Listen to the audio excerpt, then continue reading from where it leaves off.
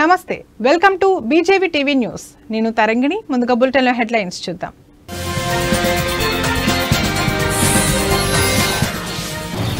దత్తాత్రేయకు ఉపరాష్ట్రపతి పదవి ఇవ్వాలి సీఎం రేవంత్ రెడ్డి డిమాండ్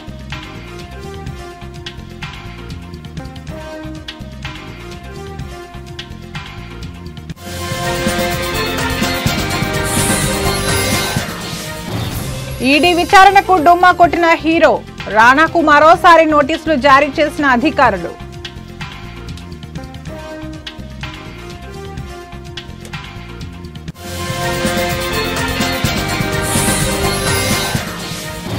రేపు విచారణకు హాజరు కాలేను సిట్కు బండి సంజయ్ లేఖ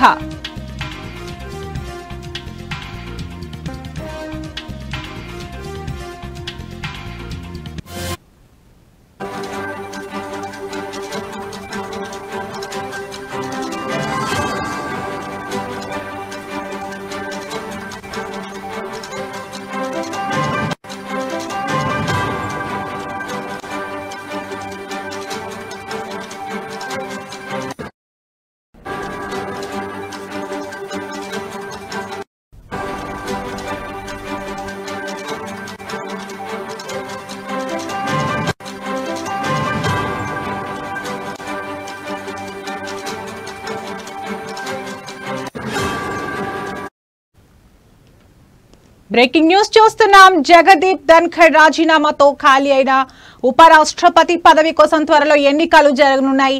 అందుకోసం కేంద్ర ఎన్నికల సంఘం ఇప్పటికే కసరత్తు మొదలుపెట్టింది. ఈ అంశంపై తాజాగా సీఎం రేవంత్ రెడ్డి స్పందించారు. ఢిల్లీలో ఏర్పాటు చేసిన మీడియా సమావేశంలో ఆయన మాట్లాడుతూ జగదీప్ ధన్ఖడ్ రాజీనామా బాధాకరమన్నారు. ఉపరాష్ట్రపతి పదవి తెలంగాణకు ఇవ్వాలని డిమాండ్ చేశారు. గతంలో ఉన్న వెంకయ్య నాయుడును వెనక్కి పంపించారన్నారు.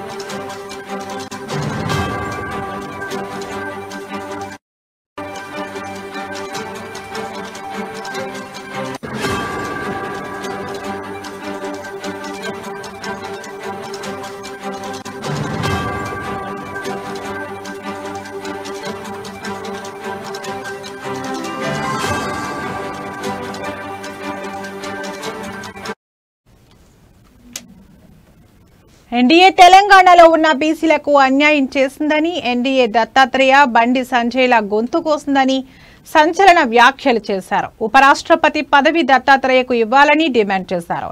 తెలంగాణ ప్రజలకు ఆత్మ గౌరవం నిలబెట్టాలన్నారు. 2029లో పార్లమెంట్ ఎన్నికలకు ఓబీసీ రిజర్వేషన్లు లిట్మస్ టెస్ట్ అవుతాయి. ఓబీసీలకు న్యాయం చేయడానికి బీజేపీ సర్కార్ సిద్ధంగా లేదు. ఏ బిల్లు పంపినా క్లారిఫికేషన్ అడుగుతారు. రిజర్వేషన్ బిల్లుపై క్లారిటీ అడిగారు. వాళ్ళు అడిగిన దానికి క్లారిటీ ఇచ్చామని సీఎం తెలిపారు.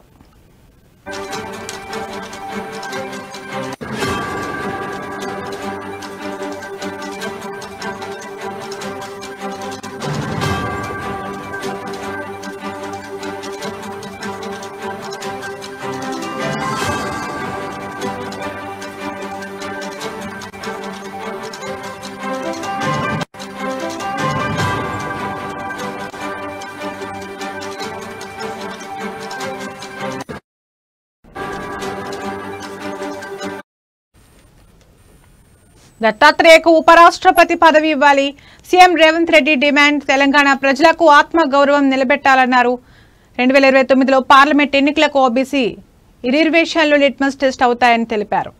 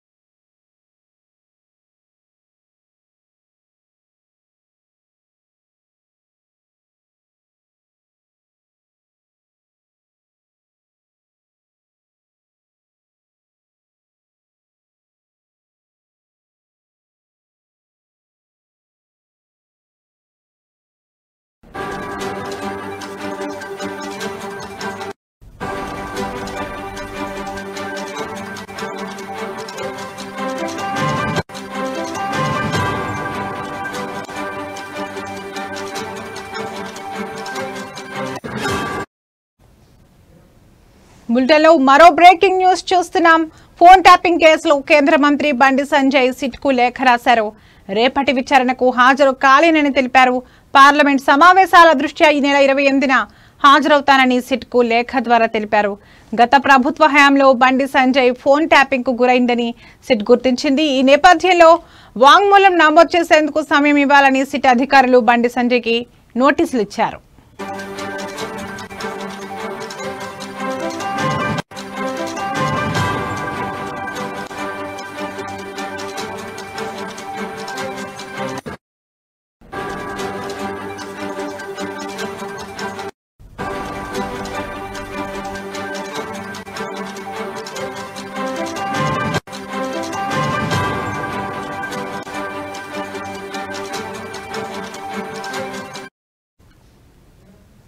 దీంతో ఈ నెల 24న విచారణకు కేంద్ర మంత్రి సంసిద్ధత వ్యక్తం చేశారు. ఈ మేరకు హైదరాబాద్లోని లేక్ వ్యూ గెస్ట్ హౌస్ లో బండి సంజయ్ స్టేట్మెంట్ నమోదుకు సిట్ అధికారులు రెడీ అయ్యారు. అయితే ప్రస్తుతం పార్లమెంట్ వర్షాకాల సమావేశాలు సాగుతున్నందున రేపటి విచారణకు రాలేనని సిట్కు బండి తెలిపారు. ఈ నెల 28న వాంగ్మూలం ఇచ్చేందుకు సిద్ధమని తెలిపారు. అదే రోజున సంజయ్తో పాటు ఆయన వ్యక్తిగత సిబ్బంది విచారణకు హాజరు కానున్నారు.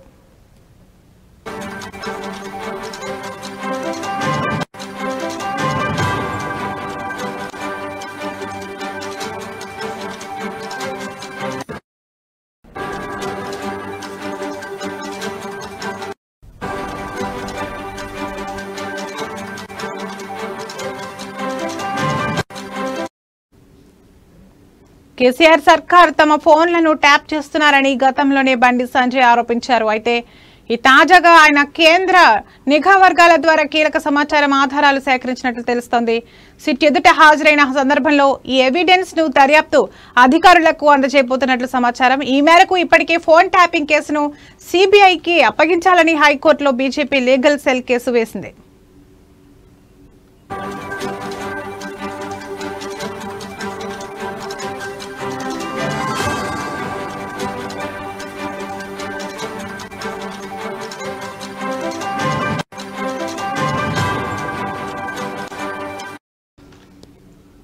ఫోన్ ట్యాపింగ్ వ్యవహారంలో కేసీఆర్ కేటీఆర్ పాత్రపై ఐబీ వర్గాలు ఆధారాలు సేకరిస్తున్నాయని ఇప్పటికే పెద్దయినా చెబితేనే ఫోన్ ట్యాపింగ్ చేశామని సిట్ ఎదుట అంగీకరించిన రాధాకిషన్ రావు అంగీకరించారనే టాక్ వినిపిస్తోంది. నాటి డీజీపీ ఆదేశాలతోనే ఫోన్ ట్యాపింగ్ చేసినట్లు ప్రభాకర్ రావు వెల్లడించారని, దీంతో ఈ కేసులో కేసీఆర్ కేటీఆర్ల చుట్టూ ఉచ్చు బిగుస్తున్నట్లు టాక్ వినిపిస్తోంది. ఈ నేపథ్యంలో 28వ తేదీన బండి సంజయ్ దర్యాప్తు అధికారులకు ఏం చెప్పబోతున్నారు అనేది ఉత్కంఠగా మారింది.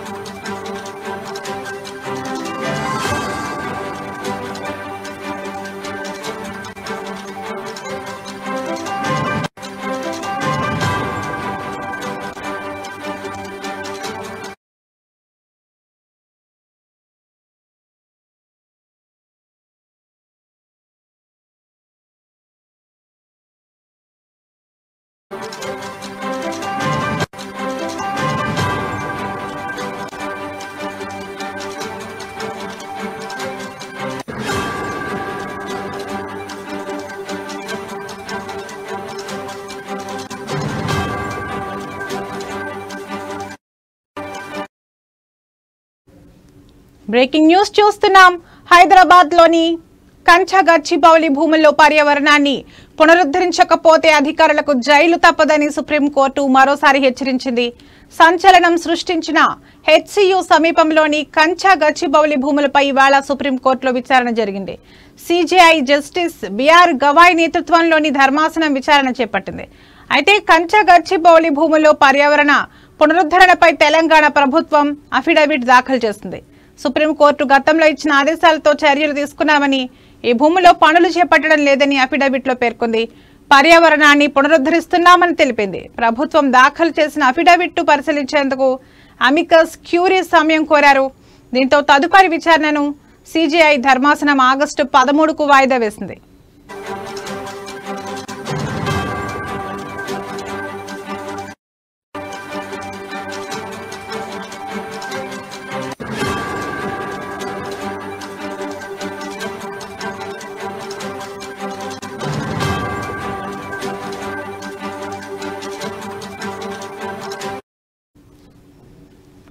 కాగా కంచా గచ్చిబౌలిలో 400 ఎకరాల భూముల్లో టీజీఐఐసీ ఆధ్వర్యంలో చెట్ల నరికివేతపై సుప్రీంకోర్టు సుమోటో కేసు నమోదు చేసింది. ఈ అంశంపై గత మేలో విచారణ జరిపిన సుప్రీంకోర్టు సీరియస్ వ్యాఖ్యలు చేసింది. పర్యావరణానికి జరిగే నష్టాన్ని పూడ్చే చర్యలు చేపట్టకపోతే సీఎస్ సహా కార్యదర్శులు జైలుకు పోవాల్సి ఉంటుందని ధర్మాసనం ఘాటు వ్యాఖ్యలు చేసింది. నష్టాన్ని పూడ్చేందుకు తీసుకున్న చర్యలేమిటో స్పష్టంగా చెప్పాలని ఆదేశిస్తూ కేసు విచారణను ఇవాల్టికి వాయిదా వేసింది. ఈ మేరకు ఇవాళ విచారణ జరిపిన ధర్మాసనం ఇరువైపుల వాదనలు విని తదుపరి విచారణ ఆగస్టు 13కు వాయిదా వేసింది.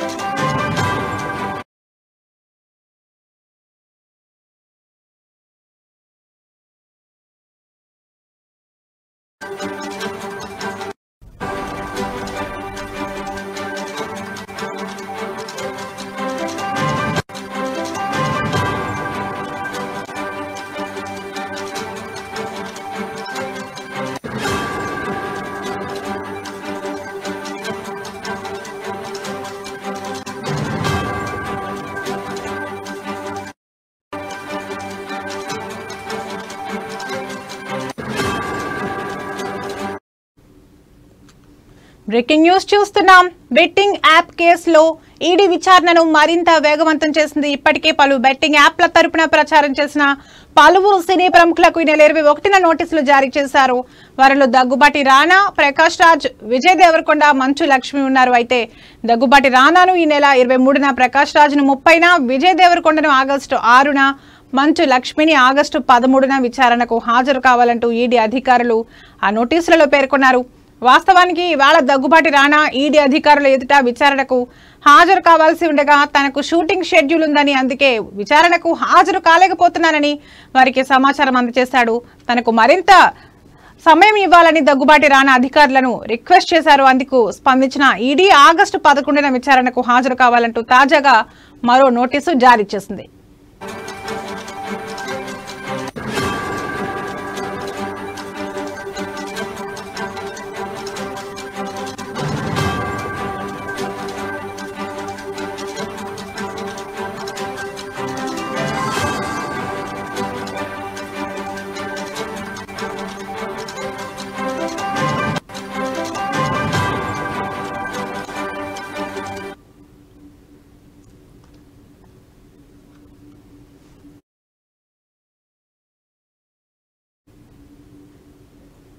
కర్నూలు జిల్లా ఆలూరు నియోజకవర్గంలో టీడీపీ సీనియర్ నాయకుడు ఈ గోవిందగౌడ్ ఆహ్వానం మేరకు విజయదుర్గ పెట్రోల్ బంక్ ప్రారంభోత్సవం జరిగింది.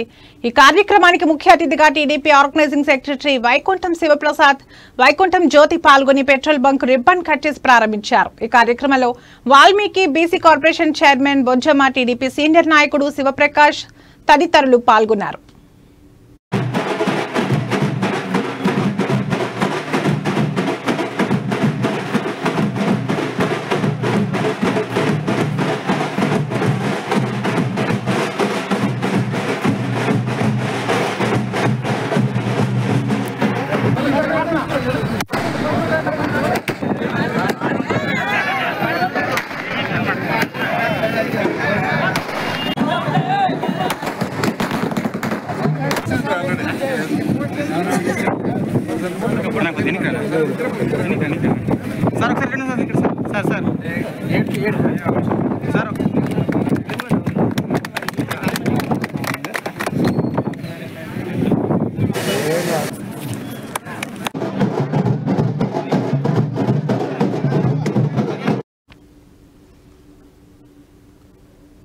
ప్రతి ఒక్క విద్యార్థి క్రమశిక్షణతో చదువుకుని ఉన్నత శిఖరాలను చేరుకోవాలని రాష్ట్ర ST commission chairman DVG Shankarrao విద్యార్థులను కోరారు. తిరుపతి జిల్లా శ్రీకాళహస్తి నియోజకవర్గంలోని రేణిగుంట మండలంలో ST commission chairman DVG Shankarrao Vedella Cheruvu ST colony ప్రాథమిక పాఠశాల విమానాశ్రయ ఆవరణలోని ఎస్టీ గురుకుల పాఠశాలలను పర్యటించారు. గురుకుల పాఠశాల విద్యార్థులతో సమావేశం నిర్వహించి విద్యా ప్రాముఖ్యతను వివరించారు. అనంతరం పాఠశాల వంట రూములను పరిశీలించారు. ఈ సందర్భంగా ఎస్టీ కమిషన్ చైర్మన్ మాట్లాడుతూ పాఠశాలలో విద్యా వసతులపై విద్యార్థులతో మమేకమై ఆరా తీశామన్నారు. పాఠశాలలో మౌలిక వసతులు, వెద్దెల్ల చెరువు, ఎస్టీ కాలనీ ముంపుకు గురికాకుండా రిటర్నింగ్ వాల్ నిర్మించడానికి అధికారులకు సిఫారసు చేస్తామన్నారు.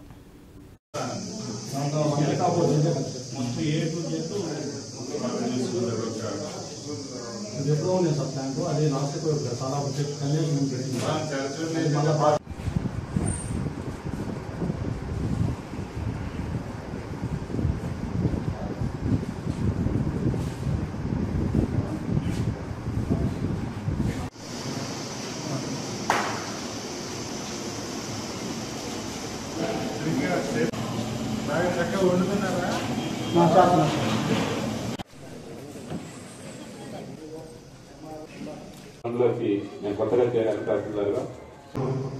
సభను అలంకరించిన సభాధ్యక్షులు,